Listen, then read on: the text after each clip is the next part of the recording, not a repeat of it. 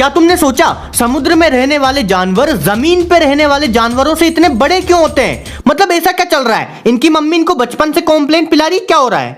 तो देखो, अगर तुम कंपेयर करो तो धरती पे मौजूद सबसे बड़ा जानवर अफ्रीकन एलिफेंट है और समुद्र में सबसे बड़ा जानवर ब्लू व्हेल है जो 5 से 6 अफ्रीकन एलिफेंट के बराबर है। और सिर्फ यही नहीं, समुद्र में इतने बड़े बड़े जानवर हैं कि 6-7 मंजिल की बिल्डिंग के बराबर हैं। वहाँ का तो सी स्पाइडर भी इतना बड़ा है कि जमीन की छोटी छोटी मकड़ियां ऐसे देख ले तो बेहोश हो जाए। पर चल क्या रहा है? मतलब ना तो गहरे समुद्र में सूरज की रोशनी पहुंच पाती, ना वहां खाना अच्छे से मिलता, और ऊपर से पानी का प्रेशर। मतलब इन्हें तो और छोटा होना चाहिए था, पर ये तो बढ़ती जा रहे हैं, बढ़ती जा रहे हैं। तो देखो, पहला कारण तो यह है कि गहरे समुद्र का पानी ठंडा होता है और इस वजह से उसमें ऑक्सीजन भी ज्यादा होता है। तो अब अगर ऑक्सीजन ज्यादा है तो यहाँ पर रहने वाले जानवर ज्यादा ऑक्सीजन ले लेके बड़े होते ही जाएंगे। और दूसरी चीज ये कि जमीन पे तो ग्रेविटी बहुत अच्छे से काम करती है, हमें नीचे खींचती है, पर समुद्र में तो ये जानवर पानी में तैरते रहते हैं। इनका वजन पानी ने संभाल रखा है तो इन पे ज्यादा ग्रेविटी लगती नहीं है और ये बड़े होते ही जाते हैं।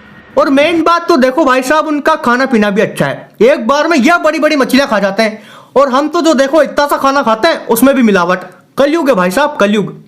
क्या तुमने सोचा समुद्र में रहने वाले जानवर जमीन पे रहने वाले जानवरों से इतने बड़े क्यों होते हैं? मतलब ऐसा क्या चल रहा है? इनकी मम्मी इनको बचपन से कॉम्प्लेन पिला रही, क्या हो रहा है? तो देखो, अगर तुम कंपेयर करो तो धरती पे मौजूद सबसे बड़ा जानवर अफ्रीकन एलिफेंट है और समुद्र में सबसे बड़ा जानवर ब्लू व्हेल है जो 5 से 6 अफ्रीकन एलिफेंट के बराबर है। और सिर्फ यही नहीं, समुद्र में इतने बड़े बड़े जानवर हैं कि 6-7 मंजिल की बिल्डिंग के बराबर हैं। वहाँ का तो सी स्पाइडर भी इतना बड़ा है कि जमीन की छोटी छोटी मकड़ियां ऐसे देख ले तो बेहोश हो जाए।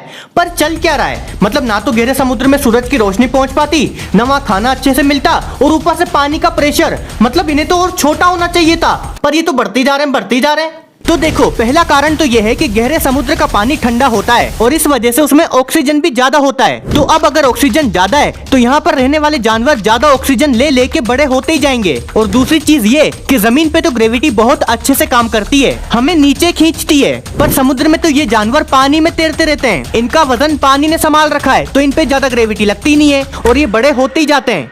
और मेन बात तो देखो भाई साहब, उनका खाना पीना भी अच्छा है। एक बार में यह बड़ी बड़ी मछलियां खा जाते हैं, और हम तो जो देखो इतना सा खाना खाते हैं उसमें भी मिलावट। कलयुग है भाई साहब, कलयुग।